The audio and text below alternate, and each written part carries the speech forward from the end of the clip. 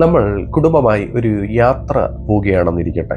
ഫ്ലൈറ്റിലോ അഥവാ ട്രെയിനിലോ അതല്ലെങ്കിൽ സ്വന്തം വാഹനത്തിലോ. നമ്മുടെ കൂട്ടത്തിൽ കുഞ്ഞുങ്ങൾ കൂടെ ഉണ്ടെങ്കിൽ അവരോട് മുന്നറിയിപ്പ് കൊടുക്കാറുണ്ട്. എന്താ മുന്നറിയിപ്പ് കൊടുക്കുന്നത്? നമ്മുടെ കരം വിട്ട് എവിടെയും പോകരുത്, നമ്മുടെ പ്രസൻസ് വിട്ട് നിങ്ങൾ എങ്ങോട്ടും പോകരുത്, പോയി കഴിഞ്ഞാൽ നിങ്ങളെ മിസ് ചെയ്യുവാൻ സാധ്യതയുണ്ട്.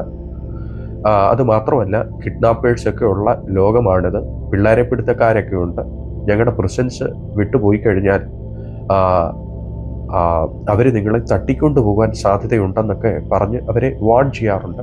അത് സംബന്ധിച്ചുള്ള ചില ഇൻസിഡൻസും അവരെ പറഞ്ഞ് ബോധ്യപ്പെടുത്താറുണ്ട്.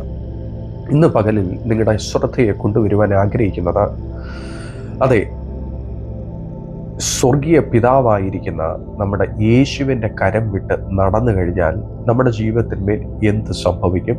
ദൈവത്തിൻ്റെ കരം പിടിച്ച് നടന്നു കഴിഞ്ഞാൽ എവിടേക്ക് നമ്മൾ എത്തപ്പെടുമെന്നുമാണ് പറയുവാൻ ഉദ്ദേശിക്കുന്നത്. അതിനാധാരമായി സംഖ്യാപുസ്തകം 32:11-12 ഇങ്ങനെ വായിക്കുന്നു.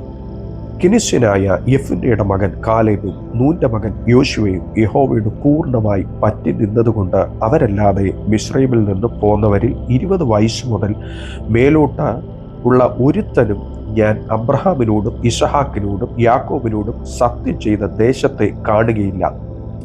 അവർ എന്നോട് പൂർണ്ണമായി പറ്റി നിൽക്കായക കൊണ്ട് തന്നെ.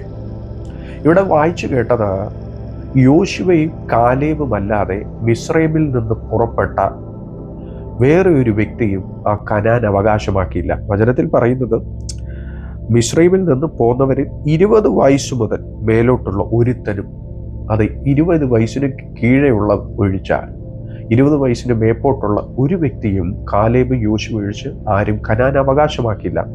എന്നെ കേൾക്കുന്ന ദൈവവൈതലേ, ഇന്ന് പകലിൽ സ്വർഗം ആഗ്രഹിക്കുന്നത് കർത്താവിനോട് പറ്റി നിൽക്കാനാണ്. എന്തുകൊണ്ടാണ് യോശുവയും കാലേബും ആ കനാൻ അവകാശമാക്കിയത്? പറ്റി നിന്നതുകൊണ്ടാണ്. ഇന്നും അത് അങ്ങേക്കര ആ നിത്യതയ്ക്ക് അവകാശിയായി തീരണമെങ്കിൽ സ്വർഗത്തിലെ ദൈവത്തോട് പറ്റി നിൽക്കണം, യേശുവിനോട് പറ്റി നിൽക്കണം. പറ്റി നിന്നില്ല എങ്കിൽ നമ്മൾ നിത്യത കൈവരിക്കുവാൻ ഇടയാകത്തില്ല. പിശാചിൻ്റെ തന്ത്രങ്ങളെ അറിയാത്തവരല്ലല്ലോ.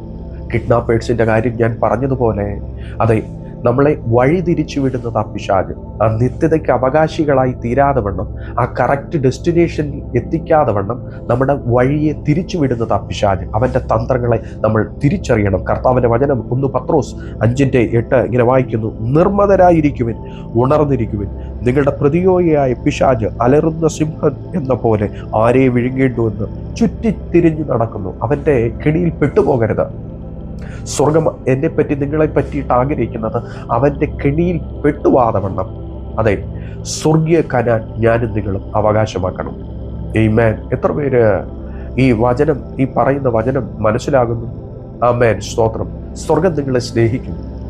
അതുകൊണ്ട് അത്രയും ഇന്ന് ഈ പ്രഭാതത്തിൽ ഈ ദൂത്, ഈ കുഞ്ഞു സന്ദേശം നിങ്ങൾ ശ്രമിച്ചുകൊണ്ടിരിക്കുന്നത്. അവൻ നമ്മളെ സകല സത്യത്തിനും വഴി നടത്തുന്ന സ്വർഗത്തിലെ ദൈവമാണ്. അതെ, എന്നെ പറ്റിയിട്ട് നിങ്ങളെ പറ്റിയിട്ട് സ്വർഗത്തിലെ ദൈവത്തിന് ഒരൊറ്റ ആഗ്രഹമേ ഉള്ളൂ, നമ്മൾ ആ നിത്യത കൈവരിക്കണം. ഈ വചനത്താൽ ഏവരെയും സമൃദ്ധിയായി ധാരാളമായി അനുഗ്രഹിക്കട്ടെ.